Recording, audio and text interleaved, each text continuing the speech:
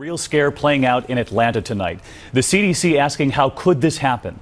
One of their own workers making a huge and dangerous mistake, potentially exposing his co-workers to live anthrax.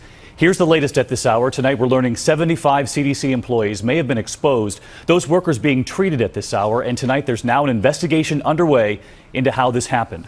ABC's chief medical editor, Dr. Richard Besser, who spent many years at the CDC, he got the call today. His source in the lab telling him he was, quote, devastated. And so we lead off with Dr. Besser.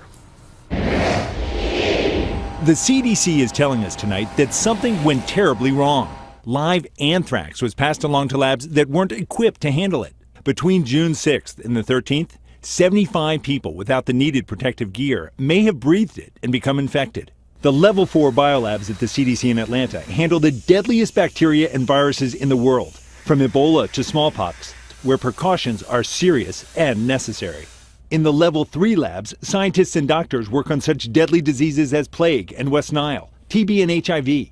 Tonight the labs are shut down, sealed, being decontaminated.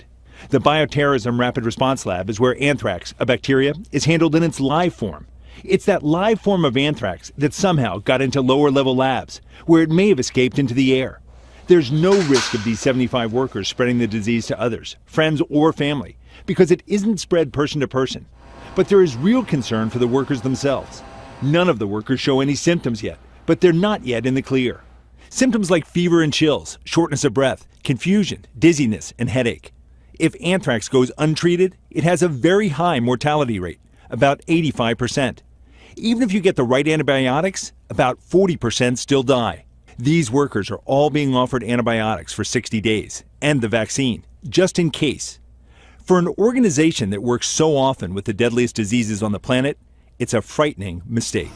And Dr. Besser's with us now. You made the point there that it's only these workers, not their families, not their neighbors. But why is that? Well, you have to breathe it in to get sick. Rarely you can get it from contaminated clothing, but I learned tonight that the outer clothes were all left in the lab. But you've been talking to your sources, and they are concerned about the workers. Yeah, this is a very unusual organism. It can live in your body for 60 days, and then it can infect you. That infection can be deadly. That's why 60 days of antibiotics plus a vaccine. In the meantime, Rich, the bigger picture here, people are going to say this is one of the most dangerous labs in the country. How does a mistake like this happen? I mean, this is one of the world's premier labs, and I spoke with them, and they are absolutely devastated. So they're going to look to see how did this happen, and I think there are probably going to be some outside eyes looking at that as well.